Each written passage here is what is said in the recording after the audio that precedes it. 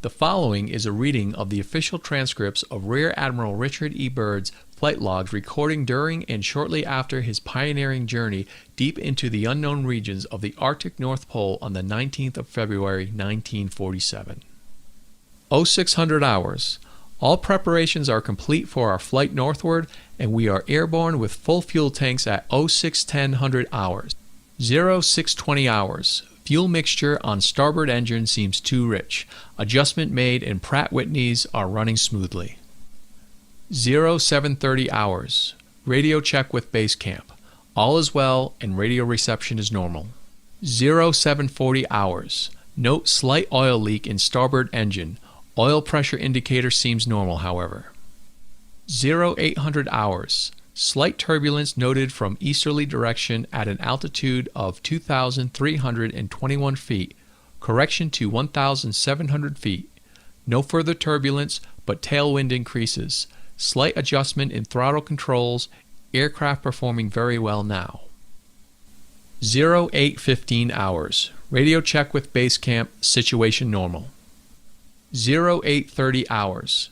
Turbulence encountered again. Increase altitude to 2,900 feet. Smooth flight conditions again. 0910 hours. Vast ice and snow below. Note coloration of a yellowish nature and disperse in a linear pattern. Altering course for better examination of this color pattern below. Note reddish or purple color also. Circle this area 2 full turns and return to assigned compass heading. Position check made again to base camp and relay information concerning colorations in the ice and snow below. 0910 hours. Both magnetic and gyro compasses beginning to gyrate and wobble. We are unable to hold our heading by instrumentation. Take bearing with sun compass, yet all seems well. The controls are seemingly slow to respond and have sluggish quality, but there is no indication of icing. 0915 hours. In the distance is what appears to be mountains. 0949 hours. 29 minutes elapsed flight time from the first sighting of the mountains. It is no illusion. They are mountains and are consisting of a small range that I have never seen before. 0955 hours. Altitude change to 2,950 feet, encountering strong turbulence again. 1000 hours. We are crossing over the small mountain range and still proceeding northward as best as can be ascertained. Beyond the mountain range is what appears to be a valley with a small river or stream running through the center portion. There should be no green valley below.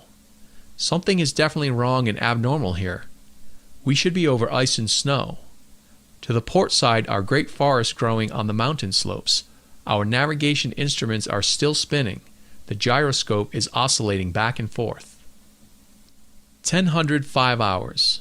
I alter altitude to 1,400 feet and execute a sharp turn to better examine the valley below. It is green with either moss or a type of knit grass. The light here seems different. I cannot see the sun anymore. We make another left turn and we spot what seems to be a large animal of some kind below us. It appears to be an elephant. No, it looks more like a mammoth. This is incredible. Yet there it is. Decrease altitude to 1,000 feet and take binoculars to better examine the animal. It is confirmed. It is definitely a mammoth-like animal. Report this to base camp. 1030 hours. Encountering more rolling green hills now. The external temperature indicator reads 74 degrees Fahrenheit. Continuing on our heading now. Navigation instruments seem normal now. I am puzzled over their actions. Attempting to contact base camp. Radio is not functioning. 1130 hours. Countryside below is more level and normal, if I may use that word. Ahead we spot what seems to be a city. This is impossible. Aircraft seems light and oddly buoyant. The controls refuse to respond. My God! Off our port and starboard wings are a strange type of aircraft. They are closing rapidly alongside. They are dish-shaped and have a radiant quality to them. They are close enough now to see the markings on them. It's a type of swastika. This is fantastic. Where are we? What has happened? I tug at the controls again. They will not respond. We are caught in an invisible vice grip of some type. 1135 hours. Our radio crackles and a voice comes through in English with what is perhaps a slight Nordic or Germanic accent. The message is, "Welcome, Admiral, to our domain. We shall land you in exactly 7 minutes. Relax, Admiral, you are in good hands." I note the engines of our plane have stopped running. The aircraft is under some strange control and is now turning itself. The controls are useless. 1140 hours. Another radio message received. We begin the landing process now, and in moments the plane shudders slightly and begins a descent as though caught in some great unseen elevator. The downward motion is negligible, and we touch down with only a slight jolt. 1145 hours. I am making a hasty last entry in the flight log. Several men are approaching on foot toward our aircraft. They are tall with blonde hair. In the distance is a large shimmering city pulsating with rainbow hues of color. I do not know what is going to happen now, but I see no signs of weapons on those approaching. I hear now a voice ordering me by name to open the cargo door. I comply. End log. From this point, I write all the following events here from memory. It defies the imagination. It would seem all but madness if it had not happened. The radio man and I are taken from the aircraft, and we are received in a most cordial manner. We were then boarded on a small platform-like conveyance with no wheels. It moves us toward the glowing city with great swiftness. As we approach, the city seems to be made of a crystal material. Soon we arrive at a large building that is a type I have never seen before. It appears to be right out of the design board of Frank Lloyd Wright, or perhaps more correctly, out of a Buck Rogers setting. We are given some type of warm beverage, which tasted like nothing I have ever savored before. It is delicious. After about 10 minutes, 2 of our wondrous appearing hosts come to our quarters and announce that I am to accompany them. I have no choice but to comply. I leave my radio man behind, and we walk a short distance and enter into what seems to be an elevator.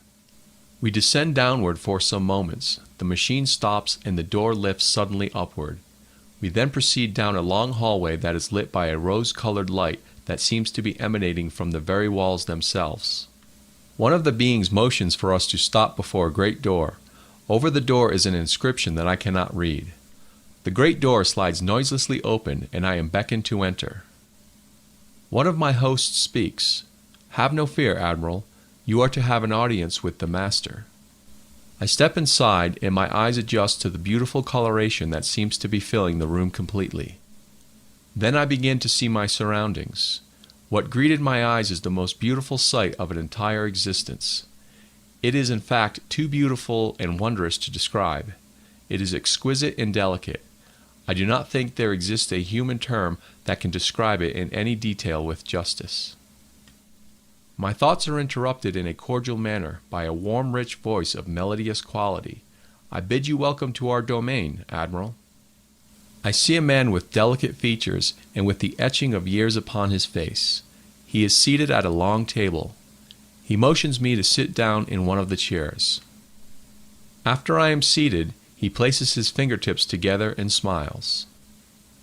He speaks softly again and conveys the following. "We have let you enter here because you are of noble character and well known on the surface world, Admiral."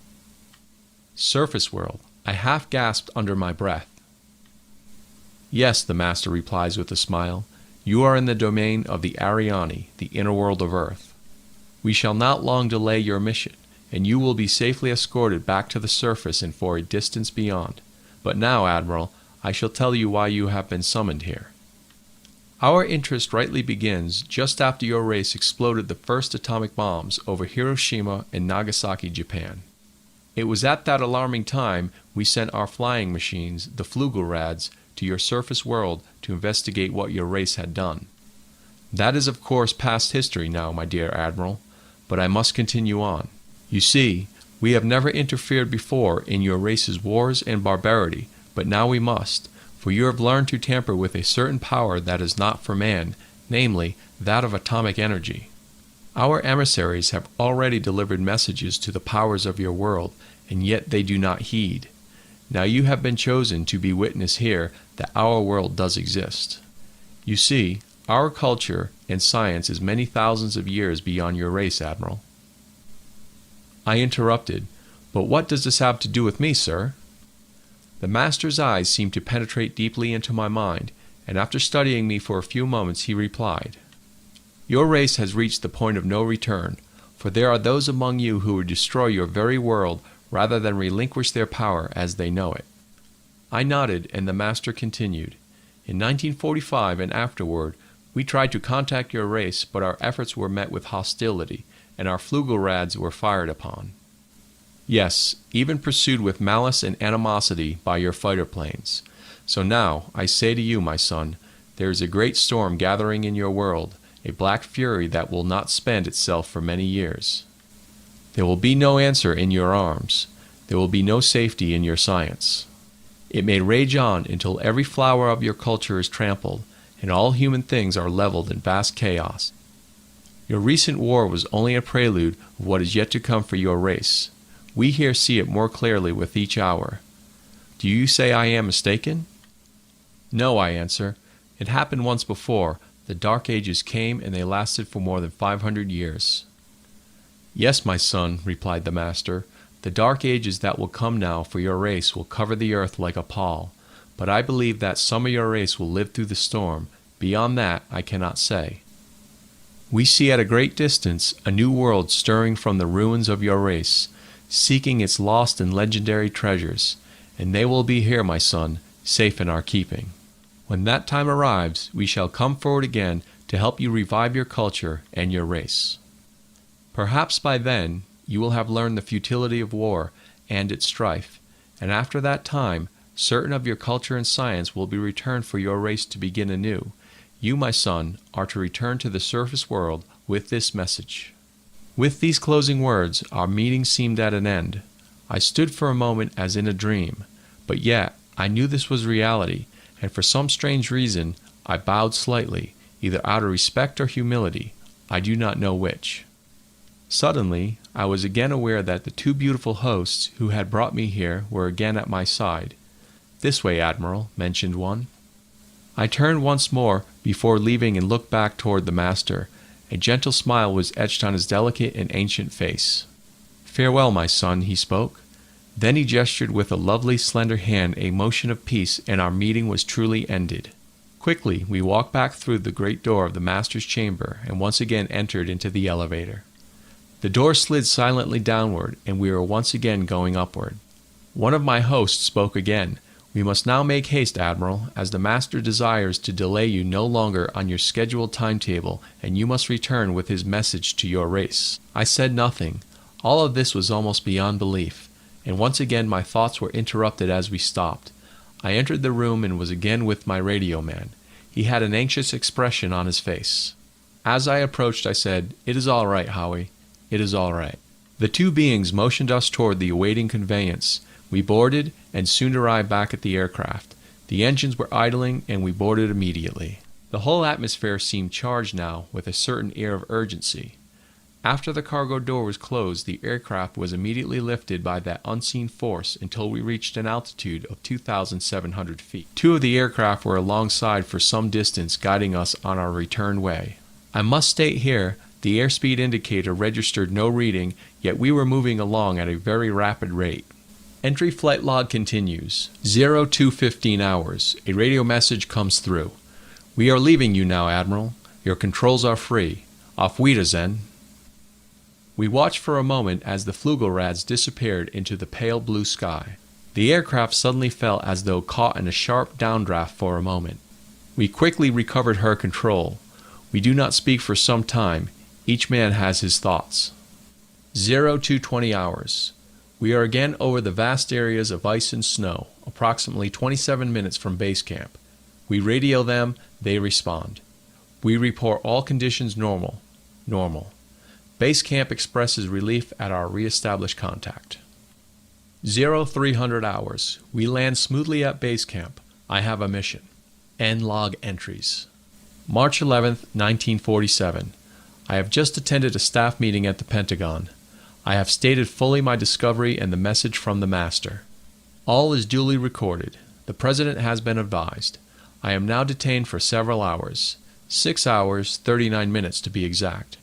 I am interviewed by top security forces and a medical team. It was an ordeal. I am placed under strict control via the national security provisions of the United States of America. I am ordered to remain silent in regard to all that I have learned on behalf of humanity. Incredible.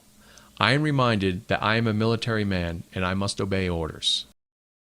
December 30th, 1956. Final entry. I must write this diary in secrecy and obscurity. It concerns my Arctic flight of the 19th day of February in the year of 1947.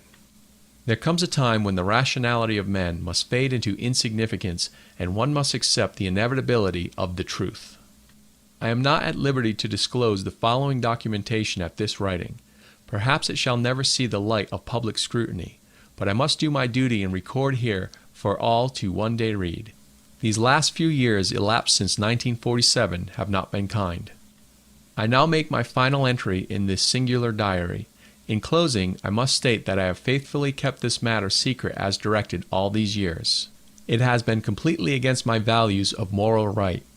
Now I seem to sense the long night coming on, and this secret will not die with me, but as all truth shall, it will triumph, and so it shall. This can be the only hope for mankind. I have seen the truth, and it has quickened my spirit and has set me free. I have done my duty towards the monstrous military-industrial complex. Now, the long night begins to approach, but there shall be no end. Just as the long night of the Arctic ends, the brilliant sunshine of truth shall come again, and those who are of darkness shall fall in its light. For I have seen that land beyond the pole, that center of the great unknown. Admiral Richard Byrd, United States Navy, December 24th, 1956.